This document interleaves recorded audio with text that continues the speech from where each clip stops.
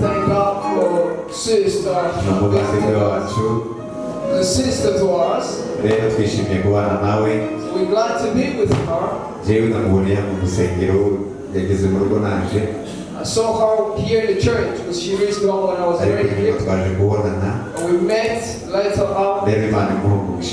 God bless her. Amen. Amen. Amen. And God revived His work in our lives. So if you look well how the world is and how people are, the world is overcoming people. It looks as if the world is heavy to the lives of Christians. Because there is no difference between the believers and non-believers. And it's seen as if there is no power of word of revival. That's why we need to pray a lot. In order for God to revive the life of Christianity in us. God to revive His work in your life. Because the power of God and the hand of God is on you. And His work is you. The work of God that Jesus died for. The church that Jesus Christ built on the rock. The one He's waiting for and He's going to present blameless. That's you. It's me. Therefore, we need to show a difference with non-believers. And we gotta have power to change. We gotta have power to change. Because in us there is life beyond other life. There's a victory kind of life. I've overcome the world. I've overcome the devil. And I've overcome the body of the flesh. Therefore, that kind of power should not oppress us down and not be the light of the world. Praise God. Amen. Hallelujah. People with the burden of the word of God. People with the burden and calling of God. People with the calling of the church of today. This is the time to seek God.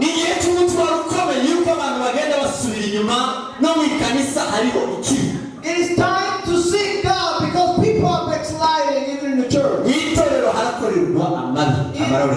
Wicked things are done in the church. Therefore, people with the burden should fight a very great fight. So that God will revive His work in our lives. Or today. Amen. Amen. Amen. Lift up your hands to Jesus. Hallelujah. Hallelujah. Are we together? I'm very glad to be with you once more again. We have few looking good, seeking God. People wanting God in their lives. I believe you are not pushed to come here. It is your authority that pushed you to be here. That's how the children of Korah said when they were in Jerusalem and they were in captivity and they said our heart are thirsty. That's like a deer purpose for the water. So our heart purpose for you guys. We want to worship God in Jerusalem.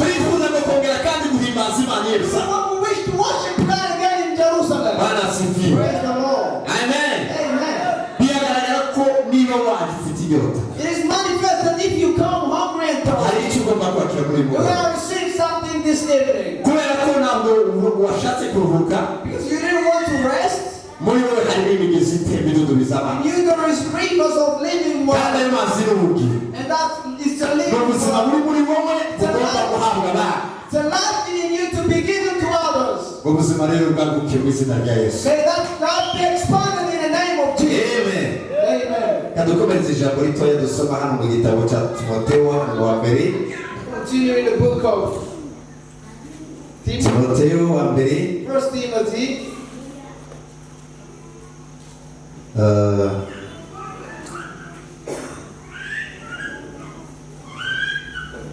Ibice bitandatu umurongo wa 12. Chapter 6, verse 12.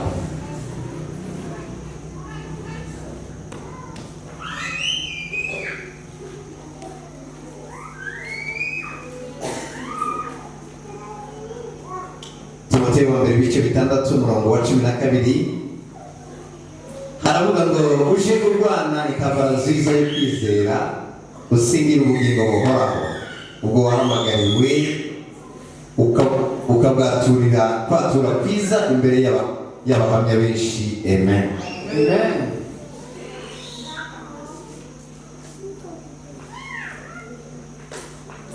First Timothy 6:12. Fight the good fight of faith. Lay hold on eternal life.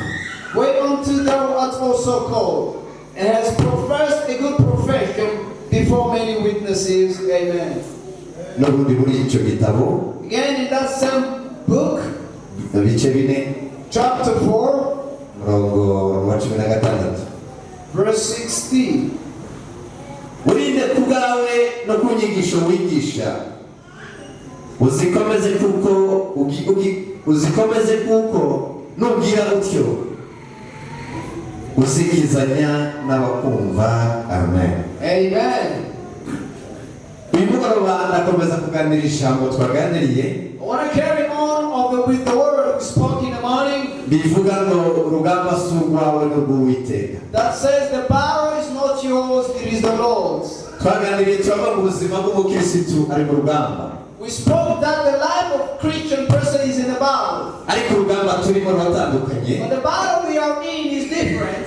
Kandi ugenda rukomera uko umuntu agenda akura. And it gets stronger, however, when the person grows. Umukirisitu woroheje n'umukirisitu wamaze gukura urugamba barwana ratandukanye. A young Christian with a grown-up Christian, their battles are different. Kuko urugamba tuhaye turwana Because the battle we fight, ni urutubasha kutwegereza Imana cyane. it is what brings us closer to God. Bituma twongererwa imbaraga zo kwizera Imana. It gives us again power to believe in God. Iyo unyuze mu kigeragezo When you pass through the temptation, ubona Imana cyane. you see God a lot. Wumva Imana You cyane. can hear God. Ushaka Imana You cyane. see God a lot. Kandi ushurirwa Imana cyane. And Wishurirwa Imana.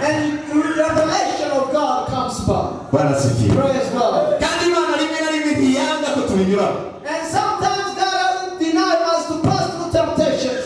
Hari ibyo yemera. There are things He allows Kuko ibizi ko bidutunganyiriza guhabwa ibyiza. because He knows they are preparing us to get even much more better. Iyo ubizi ko irimo kuducisha mu ruganda rwo guhinduka abagabo nyakuri. He knows that He's passing us through the refiner to be true men. Imana ikeneye abahamya b'ukuri. God wants true witnesses. Imana ikeneye abahamya b'ukuri. God wants true witnesses. Kandi abo bahamya b'ukuri You know, true witnesses, bagomba guhamiriza Imana hano. they gotta testify about Muri ubu God buzima bugoye bukomeye. in this very tough life, Ubuzima bw'umwijima. in the life of darkness. Nicyo gihe bagomba kumurika. That's when they gotta be the light. Ubuzima bwa Kristo buri muri bo. The life of Christ in there. Nicyo gihe bugomba kumurika. That's the time to shine. Yuko Yesu Kristo ari umucyo. Because Jesus Christ is the light. Kandi umucyo wamurikiye mu isi ntibawemera. And the light shone in the world and they denied it. Wamurikiye mu mwijima abantu bakomeza kuba mu mwijima. Shone in the darkness and people stayed in the Niko darkness. Pawulo yandikiye Timoteyo. That's what Paul wrote to Timothy. Nako yandikira Tito. That's what he wrote to Ariko Timothy. muzanire abantu bose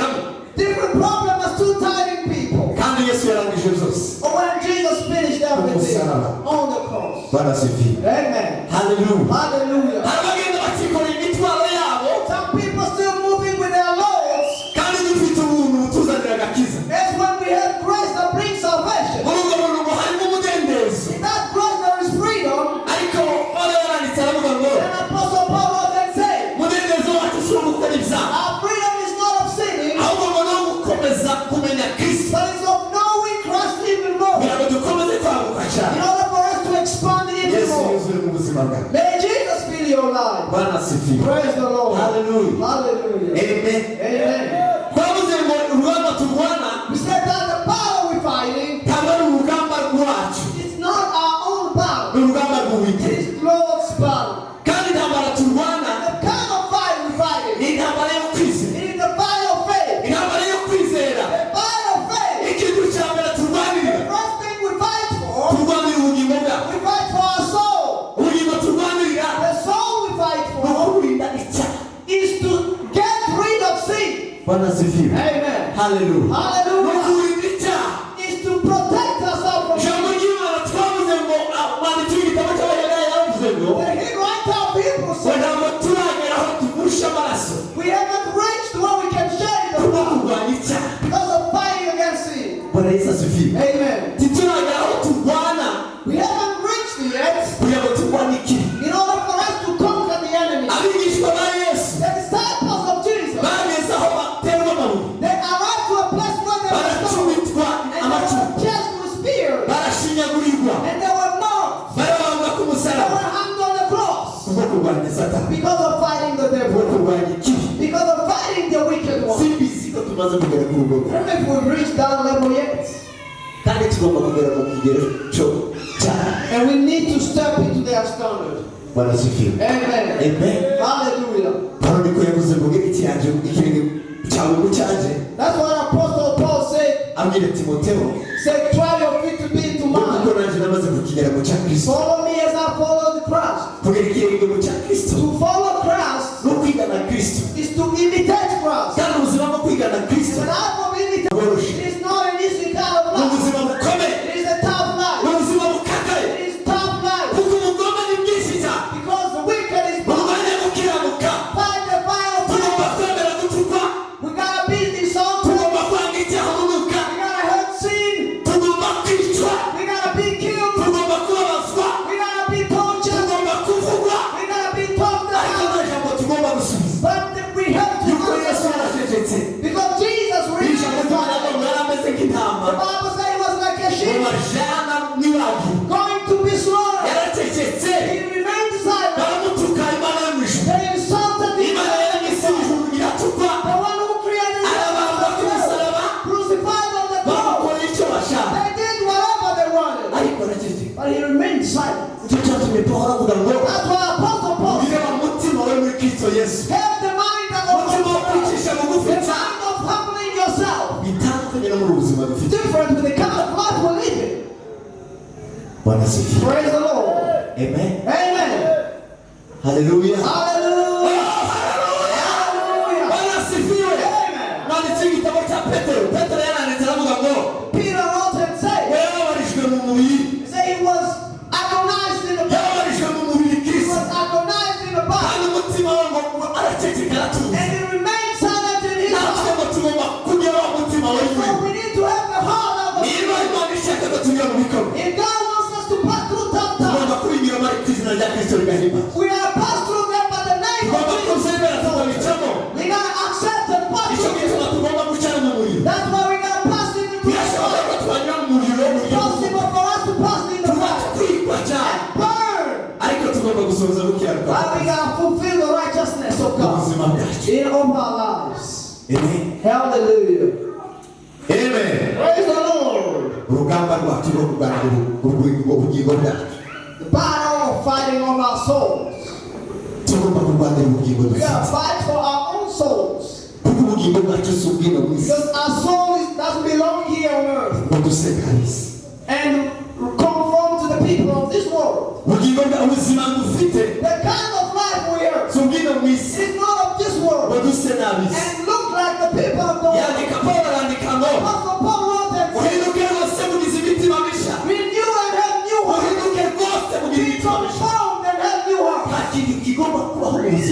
There's nothing to be in your life that cannot give God the glory. Because you are a new creation. But if you got your own plans, you got your own kind of business, you haven't changed. You're still a person of the flesh. Or in the church, you are the leader of the church.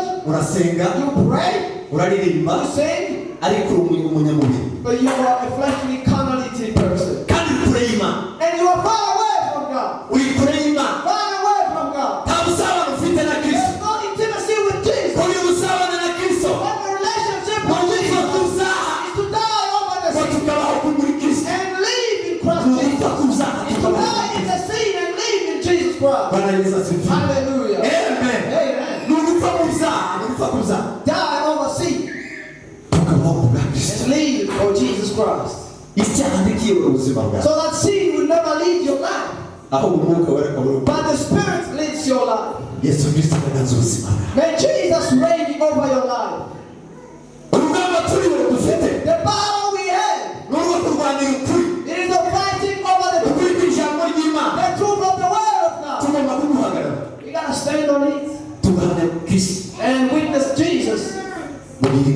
In a time such as this, some people stood in their times and they witnessed Jesus, and He put them in very trouble moment, and they accepted passing through it. Some they died different kinds of death. Satan was working openly and he was working outside. But now Satan is working in the church.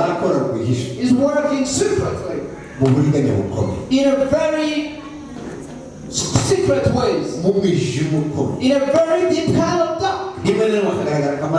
Sometimes he's manifested there as the light of angel, in order for you to understand that things are normal, in order for you to hear that living in the church and do other stuff is normal. This is the time for us to show the truth. We gotta testify in the truth in Jesus. Jesus behaves in our life. He's the one we gotta testify. He's the one we gotta manifest. How will we manifest Him? The Bible said, overcome evil by doing good. That's what Apostle Paul wrote. He said, overcome the bad by doing good. In time where we're about to answer bad, do good. Amen. Amen. Hallelujah. Or maybe the time you're about to do something, manifest the truth. May your life be the truth. May your life be the truth. Amen. Amen. Saul yamuhize imyaka igera hafi 10. Saul chased David approximately 30 years. Amugirira nabi bishoboka kandi ashaka kumwica. And he did all the wicked, terrible things wanting to kill him. Kandi yamugirisha kuko Abanyisiraheli baririmbye ngo he was jealous over him because the Israelites said Saul yishe ibihumbi, Saul killed thousands, ariko ngo Dawidi yishe inzovu. but then David killed 10,000 because he already killed Goliath. And then a very bad heart and very spirit entered Saul, and he was jealous. And he started chasing him. And he was posting him in his. He missed him a lot of. And 10 years finished him. Arrived to a place where David ran away. And he exiled, raining water. And he could even go in the forest. One day when David was in Saul from the battle came. And he wanted to take rest where David was. And he went and slept before the door. And then the fighters who were there, they told David, this is the opportunity from God. God is giving you the opportunity to kill your enemy. Then David took the spear and he refused to kill him. Then he cut a part of his clothes. And after doing that, his heart conscience was guilty because he was having the heart of God. The heart accused him. And he was disappointed by cutting the robe of Saul. And he walked away. And he repented in his heart. And when he reached on the other side, they called over Saul. When Saul came back from sleep, he said, David, you are righteous more than I am. Because I chased you so many times. But God has given me to you so that you could revenge. You be more righteous than I am. And you repent good over the evil. Done good when I planned to kill you. Nothing will stop you from becoming the king of Israel. Nothing will stop you from being the king of Israel. Praise God. Brothers and sisters, we gotta conquer evil by good.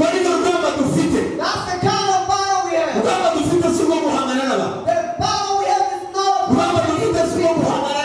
is not of competing with other stuff. We gotta fight the evil. And the way of fighting the evil is by releasing good. Is by doing good. Amen. Praise God. Hallelujah. Your life should be the gospel. And should be filled by Christ. You read the word, you on yourself. In order for you to do good, and somebody was called to do the work of God. In order for you to save you and others, how can others be saved? They gotta be saved by what they see you do. If they see you showing God, if you got the power, if you manifest God in your life, what you speak is true, that will change their life. Because if they have God, they want God. When their life is in agony, nothing can turn them from bitter and make them sweet. It is God that we have. It is God that we have. No one else with the answer of the bitter kind of life. It is the God we have in our life. It is the God we manifest. It is the God we speak about. Joseph in the house of Potiphar. And he said, how can I see to my God? In order for me to do this, there are reasons why you cannot do what you can do. Things that you do which are not true. There are reasons you cannot. And there's no other reason. Is that Jesus gave his life as a ransom for you. Jesus was crucified for you. Jesus took with you from where you were. If you value the redemption price, there's no need to be in the life you are in. You gotta be in the life that pleasing God. There's nothing to do what you do. There's nothing to please your friend. There's nothing to please your friend. Whatever we do, when people they see us, and they praise God.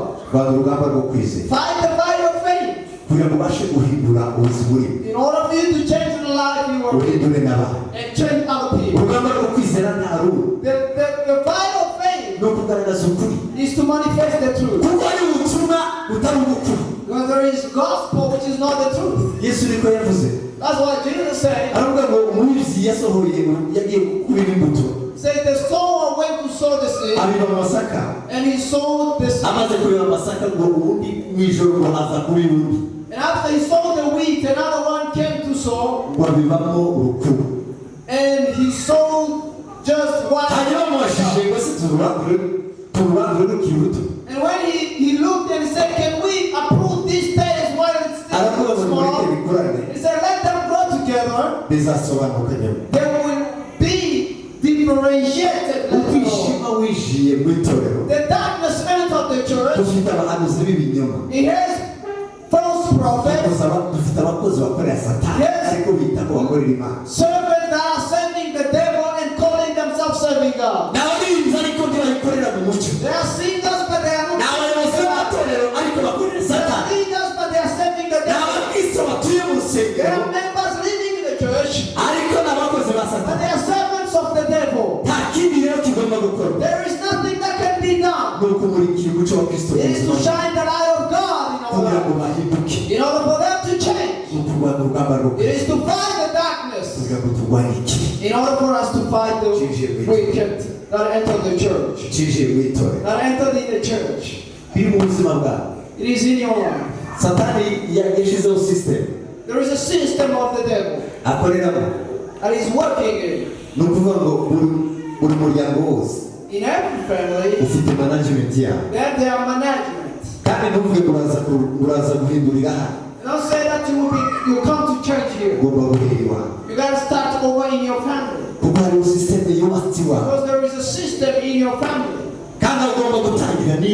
Where you gotta start is in your home. You gotta shine first in your home. You gotta shine first in your home. And then you come over here. Praise the Lord.